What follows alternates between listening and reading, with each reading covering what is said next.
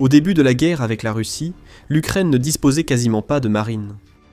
Pourtant, d'une manière ou d'une autre, elle a réussi à neutraliser complètement la menace de la flotte russe de la mer Noire, endommageant et même coulant de nombreux navires ennemis, y compris le célèbre croiseur lance-missile Moskva. De nombreux navires de guerre du Kremlin ont dû battre en retraite et se réfugier dans des ports et bases navales jugées sûrs. Mais lors de sa dernière attaque, l'Ukraine a prouvé qu'aucun endroit n'est vraiment sûr pour les navires russes, puisqu'elle vient de détruire l'une des meilleures frégates de Vladimir Poutine, l'amiral Essen. La marine russe n'est plus simplement au bord du chaos. Ses moyens sont systématiquement rayés de la carte un par un, et il n'y a rien que ses commandants incompétents puissent faire pour l'empêcher. L'attaque a eu lieu dans la nuit du 23 mai à la base navale de Novorossiysk, dans la région de Krasnodar, en Russie. Novorossiysk est l'une des plus grandes villes portuaires russes sur la mer Noire et la principale base de la flotte de la mer Noire.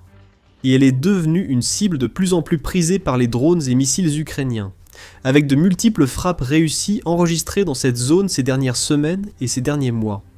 Le Kremlin a été contraint de regarder impuissant, alors que tout, des navires aux terminaux pétroliers en passant par les quartiers généraux militaires, a été détruit et incendié. Et la dernière frappe est sans aucun doute l'une des plus dévastatrices observées jusqu'à présent. Les détails complets de la façon dont cela s'est produit, ainsi que des images vidéo des impacts et de leurs conséquences, ont été partagés en ligne par le commandant Robert Magyar Brovdi, l'un des commandants les plus connus des forces ukrainiennes des systèmes sans pilote.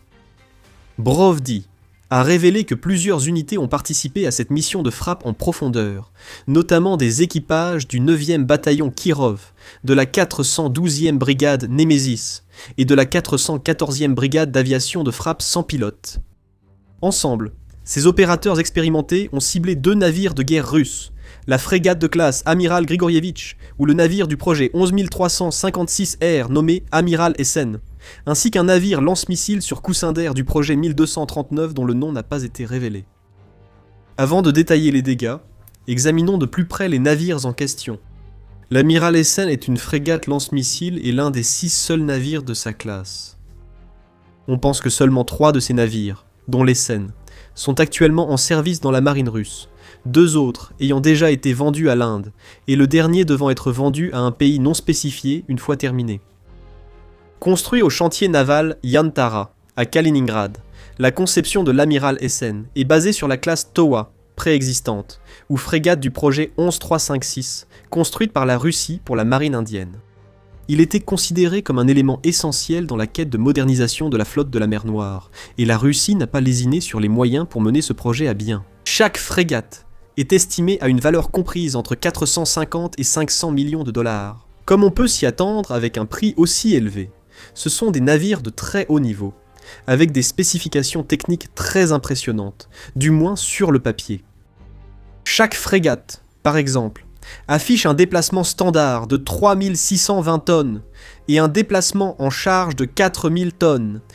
Elles mesurent un peu plus de 409 pieds, soit 124,8 mètres de long, avec une largeur de 49 pieds, 10 pouces, soit 15,2 mètres. Elles peuvent atteindre une vitesse maximale de 30 nœuds, soit 35 miles par heure ou 56 km par heure, ce qui est assez rapide pour un navire de cette taille. Elles affichent également une autonomie de 4850 milles nautiques, soit 5580 miles ou 8890 km, et une endurance de 30 jours. L'amiral Essen peut accueillir jusqu'à 200 membres d'équipage et possède un arsenal d'armes et de technologies militaires avancées. Il est équipé, par exemple, d'un radar de veille aérienne, frégate M2M, pour détecter les menaces aériennes en approche, ainsi que de plusieurs radars de veille de surface et de radars de conduite de tir, en plus d'un système sonar MGK 335EM-03. Il dispose également d'un vaste ensemble de guerre électronique et de lance-leurre KT-216. En ce qui concerne l'armement, l'amiral Essen est équipé d'un canon naval A100-90 E01 de 100 mm, qui a une cadence de tir maximale de 60 coups par minute, et peut tirer des munitions hautement explosives anti-aériennes ou à fragmentation. Il dispose également de 8 cellules de lancement vertical VLS pour les missiles de croisière calibre Onyx ou Zircon, ainsi que de 24 cellules VLS supplémentaires pour les missiles surface-air. On trouve également à bord 2 canons rotatifs, AK-630 jusqu'à 8 systèmes de défense anti-aérienne portables, Igla, Uverba, Manpads, un lance-roquettes anti-sous-marin, RBU 6000 et une paire de lance-torpilles double tube, type 53. En résumé, ce navire, très bien équipé, répond aux normes strictes de la guerre navale moderne. Mais toutes ces défenses coûteuses n'ont pas suffi à arrêter les drones ukrainiens. L'autre navire visé lors de cette attaque était une corvette lance-missiles sur coussin d'air de classe Bora, projet 1239. Contrairement à la plupart des navires utilisés pour le débarquement ou le transport, le projet 1239 a été conçu uniquement pour le combat naval et est l'un des plus grands navires de guerre en mer à conception catamaran. Seulement 2 de ces navires ont été construits, bien que d'autres seraient apparemment prévus pour l'avenir. Ils ont un déplacement de juste un peu plus de 1000 tonnes et mesurent 215 pieds de long, soit 66 mètres, avec une largeur de 56 pieds, soit 17 mètres. Chacun est propulsé par 4 générateurs diesel de 200 kW et une variété de moteurs haute puissance, permettant d'atteindre une vitesse maximale de 55 nœuds, soit 63 miles par heure ou 102 km par heure, et une autonomie maximale de 2500 milles nautiques. Avec un équipage minimum de 35 personnes, le projet 1239 n'est pas aussi bien équipé que l'amiral Essen, mais il dispose tout de même d'une large gamme de capteurs, de systèmes de guerre électroniques et d'armes.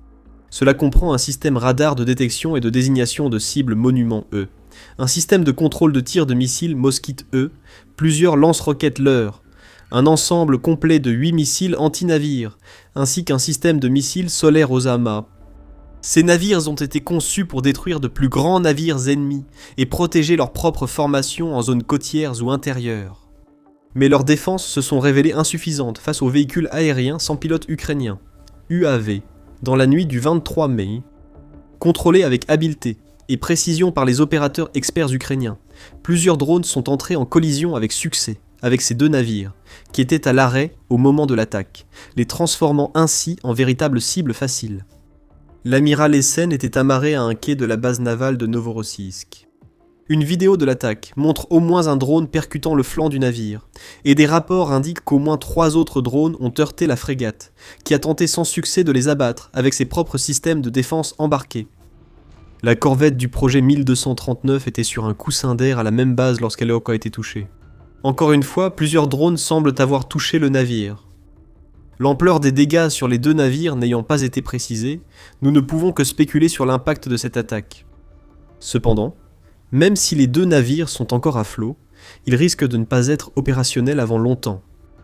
Chacun d'eux a pu subir de graves dommages à la coque, au pont ou à divers systèmes et défenses, et la Russie devra consacrer du temps, de l'argent et des ressources à les réparer avant qu'ils ne puissent reprendre la mer.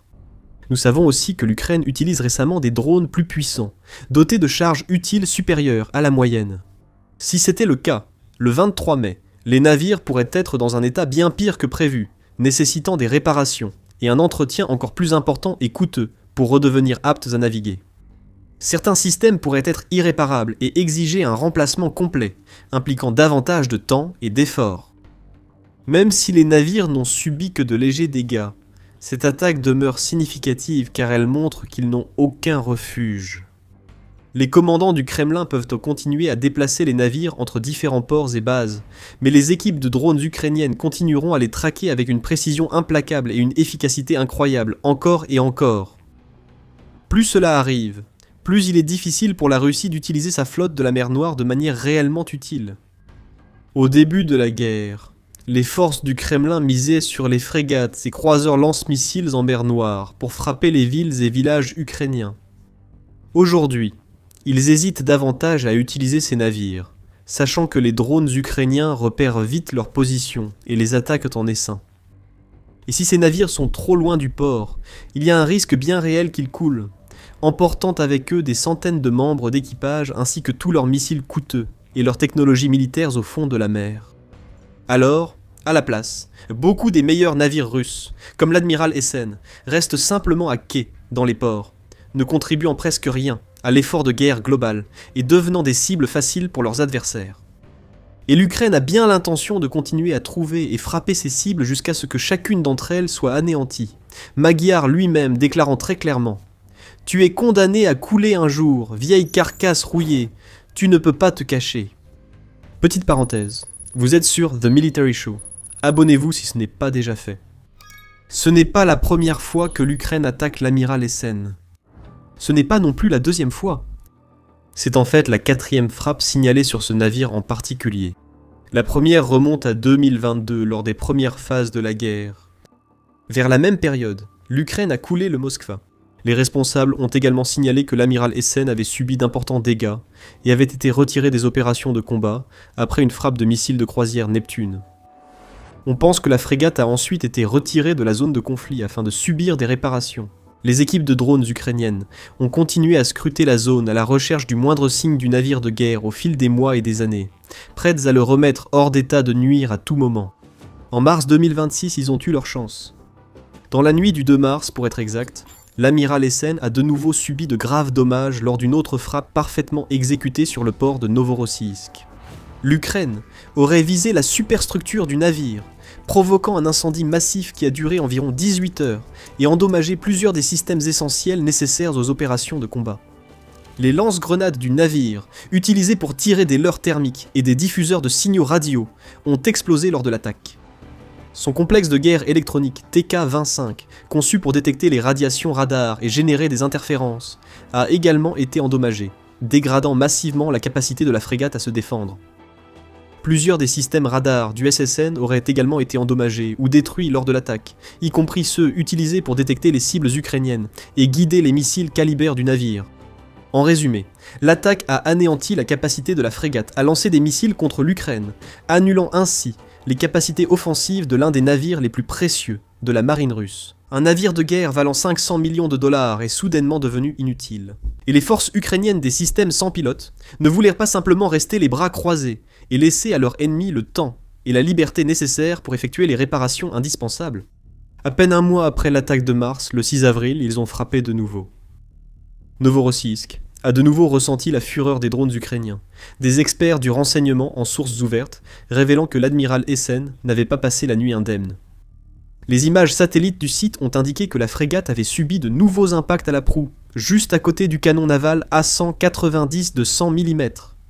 Cette zone abrite aussi les systèmes de gestion des ancres, les composants auxiliaires et, en dessous, le sonar de détection de sous-marins. Ce système sonar serait extrêmement fragile et même des dommages mineurs peuvent l'empêcher de fonctionner correctement. Donc, s'il a été touché lors de l'attaque, les experts estiment que la Russie devra consacrer beaucoup de temps et d'argent pour le remettre en service. Certains ont aussi affirmé que la frappe avait probablement réduit la mobilité du navire, l'empêchant de quitter le port. Cela rendrait alors encore plus facile pour l'Ukraine de frapper à nouveau, ce qui est exactement ce qui s'est passé en mai, tout en réduisant encore davantage la capacité du SSN à naviguer en mer Noire et à lancer toutes sortes d'attaques contre l'Ukraine. Mars, avril et maintenant mai. En 3 mois, 3 attaques ont visé l'un des navires de guerre russes les plus précieux. C'est une réussite spectaculaire pour l'Ukraine, mais une humiliation totale pour la marine russe.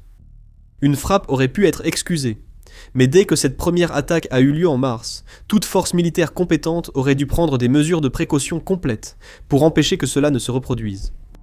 La Russie aurait dû, par exemple, déployer des mesures supplémentaires anti-drones et des systèmes de défense aérienne à Novorossiysk, ou mettre en place une meilleure couverture radar afin de pouvoir détecter l'arrivée des drones et y répondre de manière plus proactive.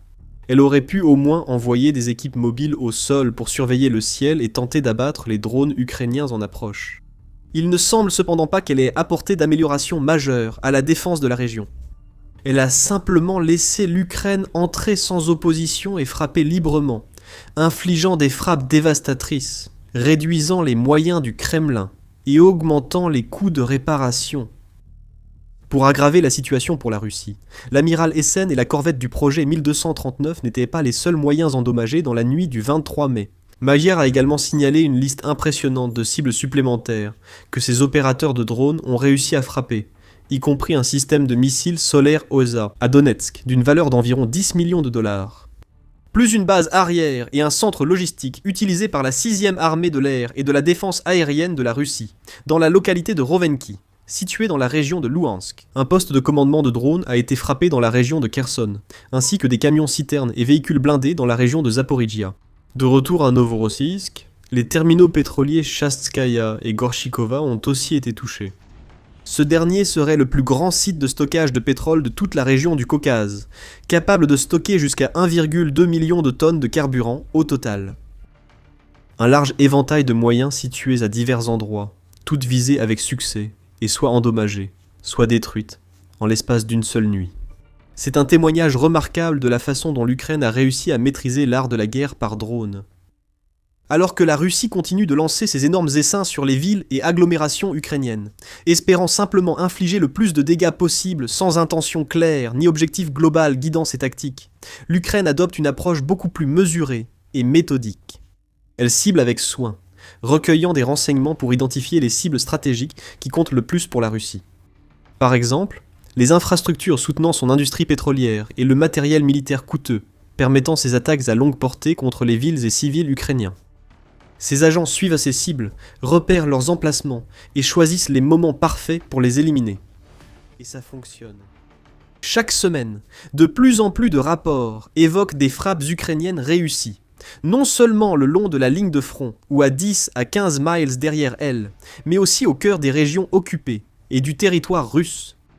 Des drones s'aventurent loin derrière les lignes ennemies, repèrent les cibles les plus importantes pour le Kremlin et les éliminent, causant des milliards de dollars de dégâts. Et lentement mais sûrement, ils réduisent la capacité de la Russie à mener cette guerre en la rendant beaucoup plus coûteuse et insoutenable.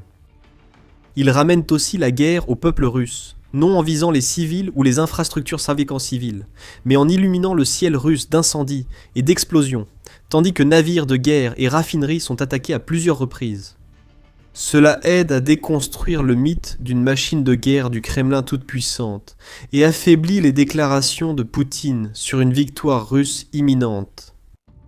En raison des attaques répétées et de plus en plus efficaces de l'Ukraine, même les nationalistes russes les plus radicaux et les soi-disant blogueurs Z ont commencé à critiquer les décisions de Poutine et à dénoncer ce qu'ils considèrent comme un niveau d'incompétence presque embarrassant parmi les dirigeants militaires du pays. Pendant ce temps, le grand public est de plus en plus d'avis que la guerre doit prendre fin le plus rapidement possible, les sondages montrant que la popularité du président diminue de jour en jour. Des histoires comme celle-ci montrent également à quel point la situation de la défense aérienne de la Russie est devenue mauvaise, car ce n'est pas comme si l'Ukraine ne parvenait à toucher qu'une cible de temps en temps toutes les 2 semaines. Au contraire, elle parvient à frapper plusieurs cibles dans plusieurs régions en même temps. Normalement, ce n'est pas possible. La Russie a investi des milliards dans cette guerre. Et elle devrait disposer des défenses nécessaires pour arrêter certaines de ces attaques, mais elle en est clairement incapable, car l'Ukraine s'est également concentrée sur l'élimination du plus grand nombre possible de batteries anti-aériennes, de radars et de systèmes de missiles, ouvrant ainsi la voie aux drones et aux missiles pour traverser sans opposition, et laissant des cibles comme l'Admiral Essen complètement exposées. Vous pouvez en apprendre davantage sur la façon dont l'Ukraine a renversé le cours de la guerre et poussé la Russie au bord de l'effondrement dans cette vidéo. Sinon, regardez cette vidéo pour découvrir comment des hackers ukrainiens ont mis au point une stratégie étonnante pour tromper les troupes russes et leur faire révéler leurs positions exactes, rendant ainsi plus facile que jamais le travail des équipes de drones et d'artillerie pour les éliminer. N'oubliez pas de vous abonner à The Military Show pour plus d'actualités, d'analyses et d'informations sur la guerre entre la Russie et l'Ukraine. Et merci comme toujours de regarder.